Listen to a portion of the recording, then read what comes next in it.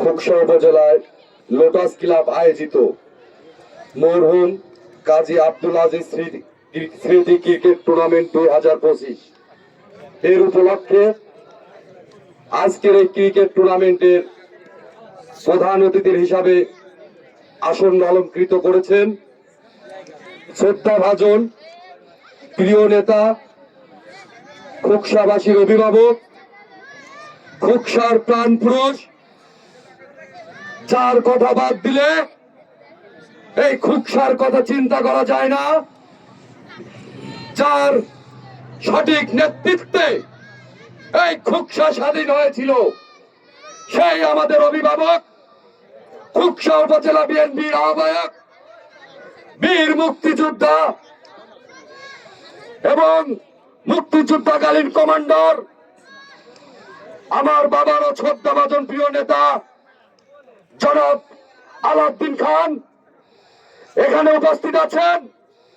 আর এক শ্রদ্ধাভাজন এই লোটাস ক্লাবের প্রতিষ্ঠাতা আমাদের বাসার ভাই, আমি এখানে এসে শুনতে পেলাম আমাদের বাসার ভাইয়ের বাবা মরহুম কাজী আব্দুল হাফিজ চাচা, আমাদের উনি এই স্কুলের প্রতিষ্ঠাতা সভাপতি ছিলেন, তারই সহযোদ্ধা ছিলেন আমাদের আলাউদ্দিন চাচা।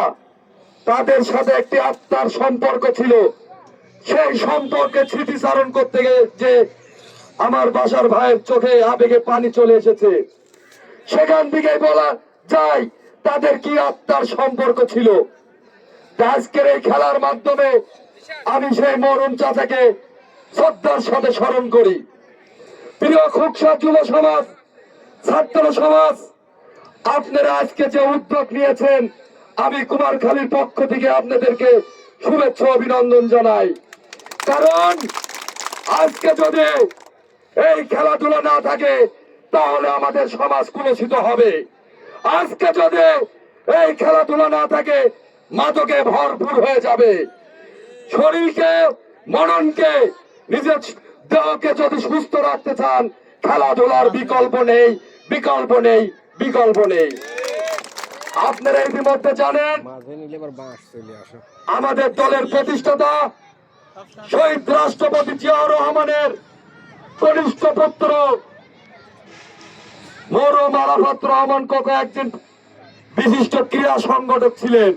যেহেতু খেলাধুলার বিষয়ে আসতে গেলে শ্রদ্ধা সর্বে তাকেও স্মরণ করতে হয়, কিন্তু ফ্যাসিস্ট সরকার, পতিত সরকার ষড়যন্ত্র করে, 111 সরকার ষড়যন্ত্র করে আমাদের প্রিয় নেতার, আগামী দিনের রাষ্ট্রনায়ক তারেক রহমানের ছোট ভাইকে আমি বলে হত্যা করেছে।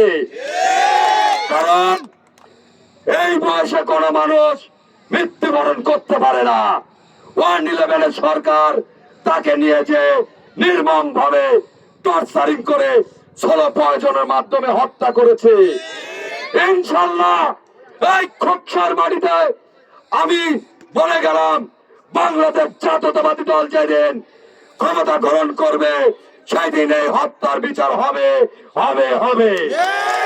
সর্বোপরি আজকে আমার মতন নগণ্য মানুষকে এই খোকসার মাটিতে বিশেষ অতিথি করার কারণে আমি আমার পক্ষ থেকে, আমার বাবার পক্ষ থেকে, কুমারখালীর পক্ষ থেকে সকলকে আন্তরিক ধন্যবাদ জানিয়ে এই খেলা যাতে সুন্দরভাবে, সুষ্ঠুভাবে সম্পন্ন হয় এ আশা ব্যক্ত করে আমার বক্তব্য শেষ করছি। খোদা হাফেজ। বাংলাদেশ জিন্দাবাদ, শহীদ জবরক, দেশনেত্রী বেগম খালেদা জিয়া জিন্দাবাদ, আগামী দিনের রাষ্ট্রনায়ক তারেক রহমান জিন্দাবাদ।